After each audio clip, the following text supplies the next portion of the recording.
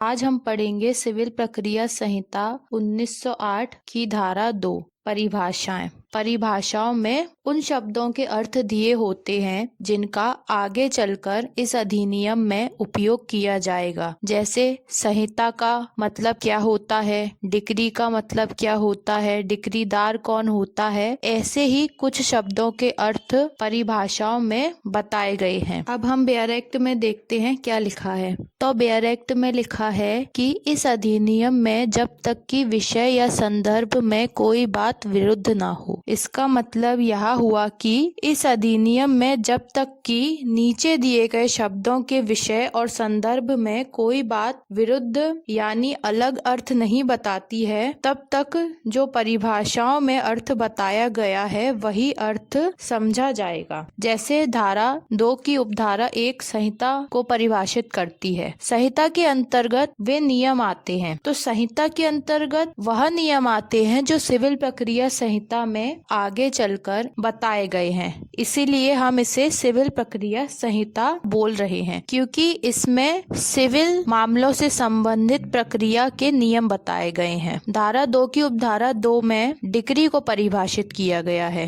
Bare act के अनुसार decree से ऐसे न्याय निर्णयन की प्रारूपिक अभिव्यक्ति अभिप्रेरित है जो जहाँ तक कि वह उसे अभिव्यक्त करने वाले न्यायालय से संबंधित है, वाद में के सभी या किन्हीं विवादग्रस्त विषयों के संबंध में पक्षकारों के अधिकारों का निश्चायक रूप से अवधारण करता है। वह या तो प्रारंभिक हो सकती है या अंतिम हो सकती है। तो डिक्री मतलब होता है न्यायालय का निर्णय जो कि प्रारूपिक रूप में अभिव्यक्त किया जाता है। प्रारूपिक यानी प्रारूप के रूप में, अभिव्यक्ति यानी कि उसको बताया गया है, प्रारूप के रूप में उसको व्यक्त किया गया है, यानी कि एक प्रारूप के रूप में लिखकर न्यायालय अपना डिसीजन सुनाता है जो जहां तक कि वह उसे व्यक्त करने वाले न्यायालय से संबंधित है। तो जो न्यायालय उसे अभिव्यक्त करता है उसके द्वारा जो निर्णय निकाला जाता है उसे डिक्री कहा जाता है। तो इस डिसीजन में क्या होता है, सभी या किन्हीं विवादग्रस्त विषयों के संबंध में जो पक्षकार हैं, जो पार्टी हैं, उनके अधिकारों का निश्चायक रूप से यानी अंतिम रूप से अवधारण यानी कि डिसाइड कर दिया जाता है। अवधारण करता है यानी कि डिसाइड करता है। लेकिन ये प्रारंभिक हो सकती है और अंतिम भी हो सकती है। अब इसका क्या मतलब है, तो ये हम आगे पढ़ेंगे कि इसका क्या मतलब है। पहले हम पढ़ते हैं बेयर एक्ट में इसके बाद क्या लिखा है। यह समझा जाएगा कि इसके अंतर्गत वाद पत्र का नामंजूर किया जाना और धारा 144 के भीतर के किसी प्रश्न का अवधारण आता है। तो इसके अंतर्गत क्या आता है, न्यायालय का निर्णय तो आता है, साथ में अगर कोई वाद पत्र को यानी कि केस हमने दाखिल किया और उस केस को नामंजूर कर दिया, तो उस नामंजूर करते हुए भी न्यायालय जो आदेश देता है उसे भी डिक्री कहा जाता है। और धारा 144 के भीतर के किसी प्रश्न का अवधारण आता है। और धारा 144 सीपीसी में है प्रत्यय स्थापन का सिद्धांत। तो प्रत्यय स्थापन के सिद्धांत के अंतर्गत मामले को फिर से प्रत्यय स्थापित किया जाता है। तो उससे संबंधित जो प्रश्न होते हैं उनका जब न्यायालय द्वारा अवधारण किया जाता है और जो डिसीजन दिया जाता है उसे भी डिक्री माना जाता है। तो यह निर्णय या आदेश भी डिक्री के अंतर्गत आते हैं, इन्हें भी डिक्री माना जाता है। किंतु इसके अंतर्गत क्या नहीं आता, अब हम ये देख लेते हैं का ना तो कोई ऐसा न्याय निर्णय ना आएगा जिसकी अपील आदेश की अपील की भांति होती है। तो ऐसा न्यायालय का निर्णय जिसकी अपील कैसे हो रही है, आदेश की अपील जिस तरीके से होती है उसी तरीके से किसी न्याय निर्णय की अपील हो रही है। तो ऐसा न्यायालय का निर्णय भी डिक्री नहीं माना जाता जिसकी अपील आदेश की अपील की तरह होती है। और दूसरा खा क्या बोल रहा है कि ना व्यतिक्रम के लिए खारिज करने का कोई आदेश आएगा। मतलब कि अगर किसी व्यक्ति ने व्यतिक्रम किया है तो उस व्यतिक्रम के आधार पर उसका केस खारिज कर दिया गया, तो जो खारिज करने का आदेश है उसे भी डिक्री नहीं माना जाता। तो ये दो तरह के निर्णय या आदेश को डिक्री नहीं माना जाता जो का और खा में बताए गए हैं। इसके बाद आता है स्पष्टीकरण। अब स्पष्टीकरण में स्पष्ट रूप से बताया गया है कि प्रारंभिक डिक्री क्या होती है और अंतिम डिक्री क्या होती है। तो प्रारंभिक डिक्री बेयर एक्ट में क्या लिखा है, डिक्री तब प्रारंभिक होती है जब वाद के पूर्ण रूप से निपटा दिए जा सकने से पहले आगे और कार्रवाइयां की जानी है। यानी कि अभी वाद को पूरी तरीके से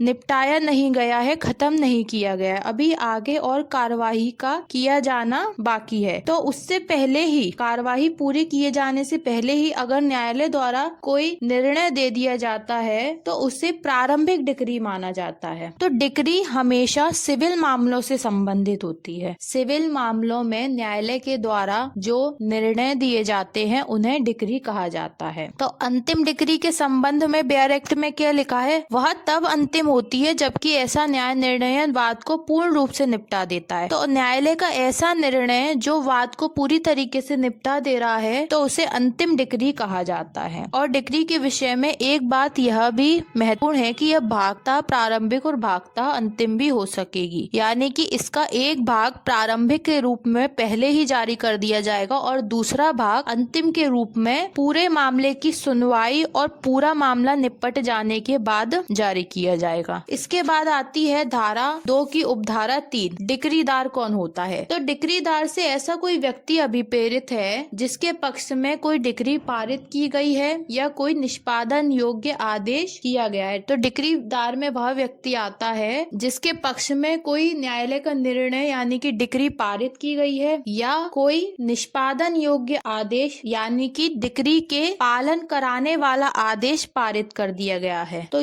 जब ये दो स्थितियां किसी व्यक्ति के पक्ष में पारित कर दी जाती हैं तो उसे डिक्रीदार कहते हैं, यानी कि डिक्री को धारण करने वाला, जिसके पक्ष में डिक्री पारित की गई है, डिक्री होल्डर। अब आती है धारा 2 की उपधारा 4 जो जिला और जिला न्यायालय को परिभाषित करती है। तो बेयर एक्ट में लिखा है कि जिले से आरंभिक अधिकारता वाले प्रधान सिविल न्यायालय की अधिकारता की स्थानीय सीमाएं अभिप्रेरित है और इसके अंतर्गत उच्च न्यायालय की मामूली आरंभिक सिविल अधिकारता की स्थानीय सीमाएं आती है। यानी कि सिविल न्यायालय की आरंभिक अधिकारता वाली स्थानीय सीमाओं को जिला कहा जाता है और ऐसे सिविल न्यायालय को इसमें इसके पश्चात यानी इसके बाद जिला न्यायालय कहा जाएगा। और उच्च न्यायालय की जो मामूली आरंभिक सिविल अधिकारता होती है वह भी जिस स्थान या क्षेत्र की सीमाओं के अंतर्गत आती है उसे भी जिला ही कहा जाता है। तो जिले का मतलब है कि सिविल न्यायालय की मामूली आरंभिक सिविल अधिकारता और उच्च न्यायालय की मामूली आरंभिक सिविल अधिकारता दोनों जिस स्थान की सीमाओं के अंतर्गत आते हैं उस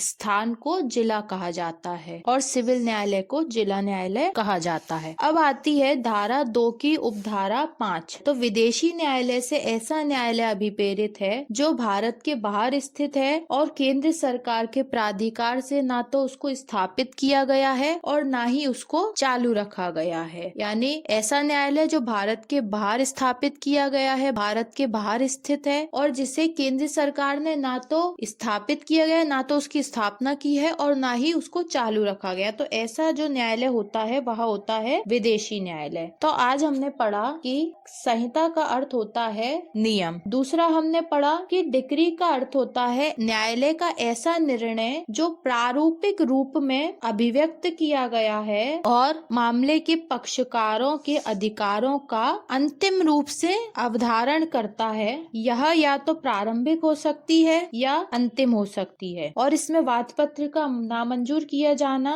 और 144 के किसी प्रश्न का अवधारण आता है और क्या नहीं आता, इसमें ऐसा न्यायालय का निर्णय नहीं आता जिसकी अपील आदेश की अपील की भांति होती हो और इसमें व्यतिक्रम के आधार पर जो वाद खारिज कर दिया जाता है वह भी नहीं आता। तो डिक्री में यह दो तरीके के न्याय निर्णय नहीं आते हैं। डिक्री प्रारंभिक हो सकती है, अंतिम हो सकती है, भागता प्रारंभिक भी हो सकती है और भागता अंतिम भी हो सकती है। इसके बाद हमने पढ़ा डिक्रीदार। तो डिक्रीदार वह व्यक्ति होता है जिसके पक्ष में डिक्री पारित होती है और डिक्री को पालन कराने वाला कोई आदेश यानी निष्पादन आदेश पारित किया जाता है। जिले से हमने पढ़ा कि सिविल न्यायालयों की या उच्च न्यायालय की मामूली जो आरंभिक सिविल अधिकारता होती है तो वह जिस क्षेत्र या जिस स्थानीय सीमाओं के अंतर्गत आती है उसे जिला कहा जाता है और सिविल न्यायालय को सिविल प्रक्रिया संहिता में आगे चलकर जिला न्यायालय कहा जाएगा। इसके बाद हमने देखा विदेशी न्यायालय। तो विदेशी न्यायालय में वह न्यायालय आता है जो भारत से बाहर स्थित है और केंद्र सरकार ने न तो उसे स्थापित किया है और न ही उसे चालू रखा है। तो ऐसा न्यायालय विदेशी न्यायालय कहलाता है।